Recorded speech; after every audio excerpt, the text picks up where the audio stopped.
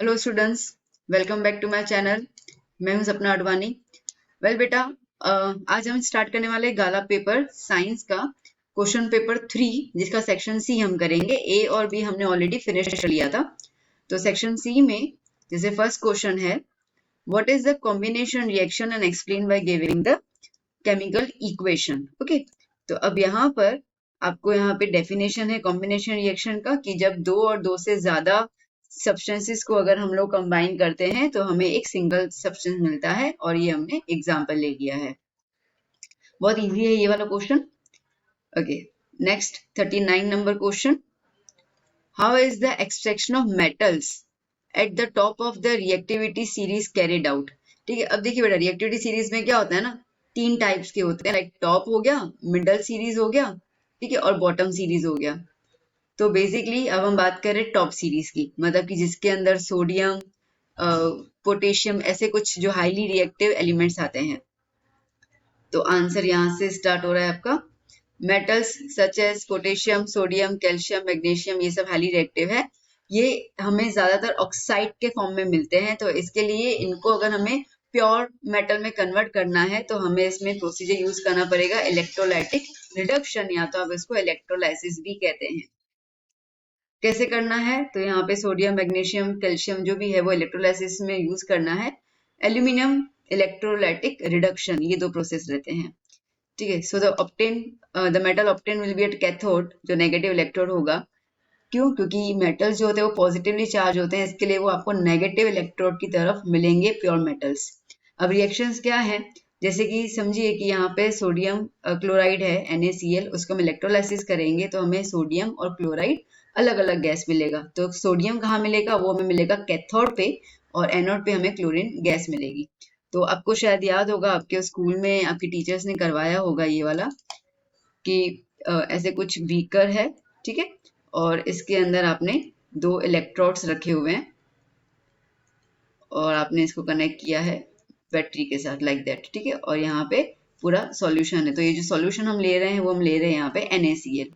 तो जैसे ही इलेक्ट्रोड्स गर्म करेंगे इस सॉल्यूशन को, तो इसमें से आपको Na अलग मिल जाएगा और Cl अलग मिल जाएगा। ये नेगेटिव है, ये पॉजिटिव है, तो बीइंग अ पॉजिटिव ये नेगेटिव की तरह अट्रैक्ट करेगा, तो Na जो है वो पूरा यहाँ पे इलेक्ट्रोड पे जमा होता जाएगा। ठीक है, तो ये कैथोड की रिएक्शन वहां से आई, और क्लोरीन गैस जो है वो एनोड की तरफ जाकर गैस है इसके लिए उरंचू। ठीक है, okay, next question, right a short note on alloy. ठीक है, तो अलॉय तो बेसिकली कुछ आप मेटल्स और नॉन मेटल्स का कॉम्बिनेशन लेते हैं, ठीक है, और आप एक नया मिक्सचर बनाते हैं which is a homogeneous mixture, मतलब कि आप उसके अंदर डिफ्रेंशिएट नहीं कर सकते। कैसे बनाना है, तो कोई भी एक चीफ मेटल होगा जो मेन मेटल होगा, और उसके साथ हम बाकी दूसरे कुछ मेटल्स को ऐड करते हैं कुछ प्रोपोर्शन के अंदर, ठीक है, ताकि जो भी हम डिजायर्ड प्रॉपर्टी चाहते हैं वो हम लोगों को उस एलिमेंट की मिल जाए। एग्जाम्पल है, जैसे कि हमने कार्बन आयरन में ऐड किया तो थोड़ा हार्ड हो गया, स्ट्रांग हो गया। जो हमारे घर पे स्टेनलेस स्टील के बर्तन होते हैं, ठीक है, वो कैसे बनते हैं, वो निकल, क्रोमियम और आयरन से बनते हैं। ताकि आयरन तो हमें यूज करना ही है, वो हमारा मेन मेटल है, ठीक है, बट वो कोरोड हो जाता है, इसके लिए हम लोग निकल और क्रोमियम उसमें ऐड कर लेते हैं। तो ऐसे कुछ आपको एग्जाम्पल दे देने हैं उसके। Okay, next question, human brain और उसके फंक्शंस, कुछ पार्ट्स के। तो ह्यूमन ब्रेन बेसिकली तीन पार्ट में डिवाइड हो जाता है, ठीक है, फोर ब्रेन, मिड ब्रेन और हिंड ब्रेन। फोर ब्रेन जो होता है वो मेन थिंकिंग पार्ट रहता है, ये वो रीजन होता है जहाँ पे हमारे सेंसरी इम्पल्सेस काम करते हैं। We have the 5 sense of organs ना बेटा, तो वो यहाँ पे रिसेप्टर होता है। और उसके अलावा जैसे कुछ एरियाज जो है वो स्पेशलाइजेशन है, स्मेल, साइट, हियरिंग, इन सब के लिए। ये पूरा जो है वो फोर ब्रेन के बारे में इंफॉर्मेशन दी हुई है। फिर आता है मिड ब्रेन, ठीक है, मिड ब्रेन जो है वो फोर ब्रेन, मतलब आगे वाले और हिंड ब्रेन, पीछे वाले ब्रेन को कनेक्ट करता है, और ये बेसिकली सेंटर है for the visual and auditory reflexes, मतलब जो देखते हैं और जो सुनते हैं, ठीक है, उस दौरान हम जो रिस्पॉन्ड करते हैं वो यहाँ से होता है। देन हिंड ब्रेन, जहाँ पे आपका सेरेबेला, ठीक है, और दूसरा रहेगा पॉन्स एंड मेडुला ऑब्लोंगेटा। इनका काम होता है breathing, heart rate, blood pressure, इनको पूरा कंट्रोल करना। ठीक है, चलिए अब हम चलते हैं नेक्स्ट क्वेश्चन की ओर। 42, explain the reproductive parts of the flower and explain the types of the flower। ठीक है, तो बेसिकली 4 मेन पार्ट्स होते हैं इसके, स्टेमन, पिस्टिल, पेटल और सेपल। ओके, अब बेसिकली अगर हम बात करते हैं तो स्टेमन और पिस्टिल जो है उसमें से एक, ठीक है, मेल रिप्रोडक्टिव है। अगर मैं कहूँगी स्टेमन, तो स्टेमन जो है वो मेल रिप्रोडक्टिव ऑर्गन और पिस्टिल जो है वो फीमेल है, ठीक है। तो उनके अंदर उनके जर्म सेल्स होते हैं, जर्म सेल्स मतलब कि उनके सेक्स सेल्स। ओके, तो अब क्या है इसके अंदर, तो अब इसके अंदर पहली बात तो 2 टाइप के प्लांट्स होते हैं, ठीक है, ये मैंने इंफॉर्मेशन दी हुई है। तो एक प्लांट वो होता है जिसके अंदर, ठीक है, only one part of the स्टेमन और पिस्टिल, मतलब या तो वो मेल होगा या तो वो फीमेल होगा, तो कोई भी एक ऑर्गन जो है वो अवेलेबल होता है, जैसे पपीता है, ओके, पपैया, वाटरमेलन। फिर अगर हम बात करते हैं बाइसेक्सुअल, तो बाइसेक्सुअल के अंदर जो रहता है, if the flower contains both स्टेमन और पिस्टल, अगर दोनों उसके अंदर होते हैं तो बाइसेक्सुअल।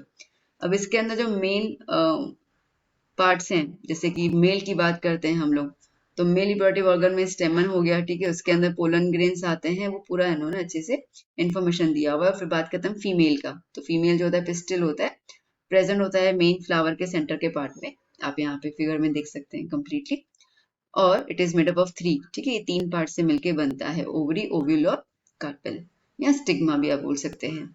तो बेसिकली हम ये बोल सकते हैं कि ये जैसे 2A, मतलब ये ओवरी हो गया, ये स्टाइल हो गया और ये स्टिग्मा हो गया, ये तीनों मिला के फीमेल का पोर्शन बनाती हैं। ओके, और ये फिगर रहेगा, सेक्शन सी कर रहे हैं, इसके लिए जनरली फिगर्स पूछते हैं और ड्रॉ भी करेंगे तो बेटर रहता है आंसर के फ्रेमिंग के लिए। Next is the menstruation cycle, और we could say menstrual cycle, ठीक है, जो फीमेल्स में होती है। तो बेसिकली ये 10 to 12 ईयर्स के आसपास स्टार्ट हो जाती है, पुबर्टी लेवल जिसको हम कहते हैं। हर मंथ एक ओवरी में से एक ओवम, मतलब एग जो है वो रिलीज होता है, ओके, और अगर एग मैच्योर हो जाता है उसके बाद वो ओवरी में से बाहर आता है। जब वो ओवरी में से बाहर आता है उस टाइम को हम कहते हैं ओव्यूलेशन। ओके, बिफोर ओव्यूलेशन हमारे जो यूटेरस पोर्शन है वो किस तरीके से बिहेव करता है, तो ये ब्लड कैपिलरीज जो है वो पूरी भर जाती है ब्लड से, वो पूरा यहाँ पे आपको इन्फॉर्मेशन दी हुई है। तो जब ओव्यूलेशन होता है तो उस दौरान जो यूटेरस होता है वो प्रिपेयर करता है खुद को, ये सोच करके जो उसके पास ओवम आएगा वो फर्टिलाइज्ड ओवम आएगा। दैट मीन्स फर्टिलाइज, इसका मतलब कि स्पर्म उसके साथ जुड़ चुका होगा और वो एक क्या बोलते हैं, आई वुड से जायगोट, मतलब एक बच्चे के अंदर यूं कन्वर्ट हो चुका होगा, फ्यूजन हो चुका होगा इन शॉर्ट, ठीक है। अब अगर सपोज कि ओवम के पास स्पर्म नहीं गया तो उसको हम कहेंगे नॉट फर्टिलाइज्ड एग। तब क्या होता है, तब उस दौरान वो यूटेरस के वॉल्स पे तो आ जाता है पर वहां पे वो बस्ट हो जाता है और जो ओवम है वो डेड हो जाता है, और वो dead ovum in the form of blood, ठीक है, वो बॉडी के बाहर निकलता है। इसको, इस प्रोसेस को हम कहते हैं मेंस्ट्रुएशन, ठीक है। तकरीबन 2 से 8 दिन हर एक फीमेल बॉडी के हिसाब से लगता है उस पूरे डेड पार्ट्स को बाहर निकालने के लिए, और ये ऑलमोस्ट 28 डेज का पूरा साइकिल होता है। Well, now next question is refraction क्या है और उसके लॉज क्या है। तो रिफ्रैक्शन इसका मतलब कि वो इंसिडेंट लाइट जब आगे और ट्रांसफर होती है, ठीक है, आगे और दूसरे मीडियम में जाती है, तो ऑब्लिकली जब एक ट्रांसपेरेंट मीडियम से दूसरे ट्रांसपेरेंट मीडियम में जब लाइट जाती है तो उसकी स्पीड चेंज हो जाती है, तो उस प्रोसेस को हम कहते हैं रिफ्रैक्शन। 2 लॉ हैं, पहला तो इंसिडेंट रिफ्रैक्टेड और नॉर्मल एक ही जगह पे लाया करते हैं, और दूसरा स्नेल्स लॉ। स्नेल्स लॉ मतलब कि ये जो एंगल बनाता है ना, इंसिडेंट रे, ठीक है, और रिफ्रैक्टेड रे, ये एंगल्स का हम लोगों को रेशियो लेना होता है क्योंकि ये वैल्यू फिक्स हो जाती है। तो ये आपके 2 लॉ हो गए। ओके, तो बेसिकली 3 मार्क का है तो 1 मार्क डेफिनेशन का और 1 मार्क आपका लॉस का मिलेगा। Next question 46, state merits and demerits of the parallel connection of resistor. तो ये हो गया इसका मेरिट, दैट मीन्स एडवांटेज, ठीक है, वोल्टेज ड्रॉप नहीं होता है, सर्किट अगर ब्रेक भी हो जाता है तो अप्लायंसेस जो है वो दूसरे, ठीक है, अच्छे से काम करते हैं, वो इस तरीके से है। अब डिसएडवांटेज या डीमेरिट क्या है, तो इसके अंदर ये है कि टोटल रेजिस्टेंस जो होता है, ठीक है, वो सर्किट का डिक्रीज हो जाता है। तो अब रेजिस्टेंस डिक्रीज होगा तो करंट डिक्रीज होगा, तो करंट डिक्रीज होगा तो कई बार ऐसा होता है ना कि हम मतलब अप्लायंसेस जो है ना वो करंट फ्लो को कई बार कंट्रोल नहीं कर पाते, जिसकी वजह से फिर short circuit and the fusion melt ये सब कुछ प्रोसेस हो जाता है, मतलब हमारे अप्लायंसेस डैमेज होने के खतरा रहता है इसके अंदर। ओके, नेक्स्ट क्वेश्चन पे हम चलते हैं, 45 नंबर क्वेश्चन। ये बेसिकली क्या था ना कि 44 के बाद मैंने 46 ले लिया, क्योंकि ये सिंपल थियोरेटिकल क्वेश्चन है। 45 मैंने नीचे रखा क्योंकि ये सॉल्व करना है इसकी वजह से।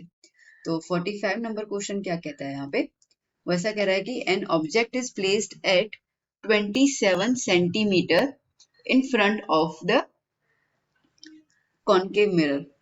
ठीक है, तो मिरर कौन सा है पहले वो देख लेते हैं हम लोग। कॉनकेव मिरर है तो क्या उस हिसाब से हमें साइन कन्वेंशंस ध्यान देने पड़ जाएंगे।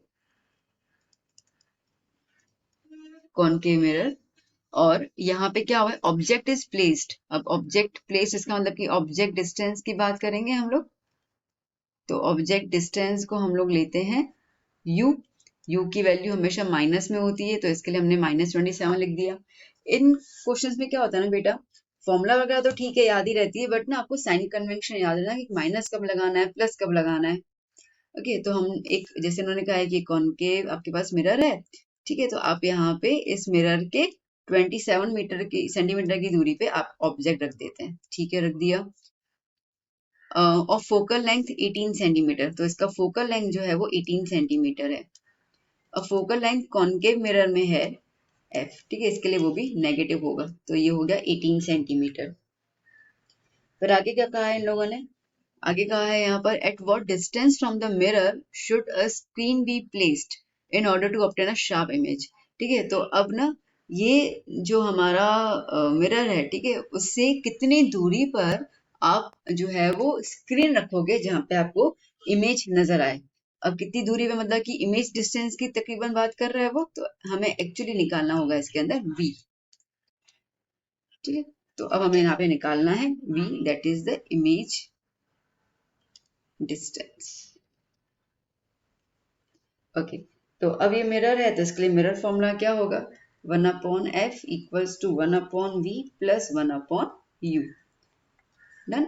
ओके, अब f क्या है -18, तो दैट मीन्स 1/-18, 1/v हमें निकालना है, सॉरी यहाँ पे इक्वल टू आएगा, एंड 1/u हमें दिया हुआ था -27।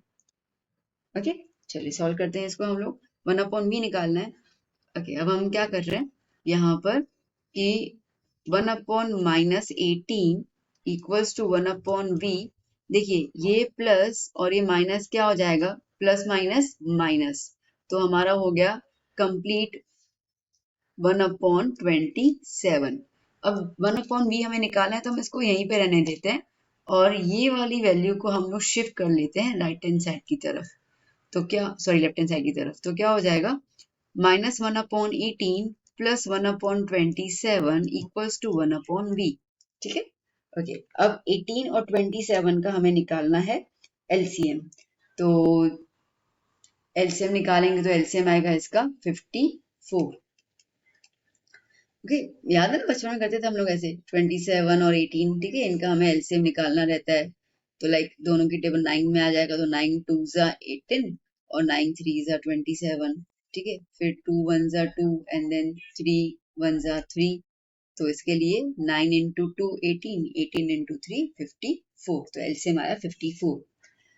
तो यहाँ पर 18 में हम लोग क्या मल्टीप्लाई करेंगे 54 लाने के लिए 3 को, ठीक है, तो -3 और यहाँ पे मल्टीप्लाई करेंगे 2/54 इक्वल्स टू 1/v। ओके, तो क्या हो जाएगा यहाँ पे -1/54 equals to 1/v। That means -54 equals to v, दोनों के रेसिप्रोकल को हमने रिमूव कर दिया, तो v आया आपका -54 सेंटीमीटर। अब देखो बेटा, इसका मतलब ये है कि इमेज जो बनेगा वो 54 सेंटीमीटर की दूरी पे बनेगा। तो माइनस साइन क्या बता रहा है, माइनस साइन बता रहा है कि किस डायरेक्शन में बनेगा। तो अगर माइनस है इसका मतलब कि वो, जैसे ये मिरर है ना, ठीक है, तो ये माइनस है इसका मतलब कि वो मिरर के लेफ्ट साइड पे जो है इमेज बनेगा। ओके, अब इसको स्टेटमेंट में कैसे फ्रेम कर लेना है फाइनली, तो स्टेटमेंट में ऐसा आएगा यहाँ पे, सो image distance equals to 54 centimeter. Thus, image formed at the distance of 54 centimeter in the front of concave mirror। आगे की तरफ बनेगा ना। खैर उन्होंने नेचर वगैरह पूछा नहीं है, अगर पूछ भी लेते हैं तो हम लिख देते हैं, तो मैं आपको जस्ट इन्फॉर्मेशन दे रही हूँ। अब कॉनकेव मिरर में लेफ्ट साइड में बनेगा तो क्या बनेगा, रियल होगा, और उल्टा होगा तो रियल इन्वर्टेड। ये चीजें तो आने ही वाली है, ठीक है। तो नेचर क्या होगा इमेज का, real and inverted, that's it, ठीक है। तो इस तरीके से आपको सॉल्व करना है। आई होप बेटा आपको समझ में आ चुका होगा, इजी है सॉल्यूशन खैर। तो यहाँ पे आपका सेक्शन सी जो है वो फिनिश होता है। नेक्स्ट मैं वीडियो बना दूंगी सेक्शन डी का। आई होप आपको आंसर्स इजी लग रहे होंगे। कुछ भी हो कि आपको कहीं ऐसा लगा कि ये आंसर टफ है या क्या, या कुछ समझाने में, तो आप मुझे कमेंट कर लीजिए, ठीक है। मैं आपके उस कमेंट का रिप्लाई करूंगी। बट मैंने बहुत कोशिश की है कि जो इजीएस्ट वे आंसर हो, मैं वो वाले आंसर्स पिक करूं और आपको वो आंसर्स दूं, ताकि आपको अच्छे से लर्न हो जाए। वेल, आप लर्न करते रहिए। मैं मिलती हूँ नेक्स्ट वीडियो में। Till then bye bye, take care.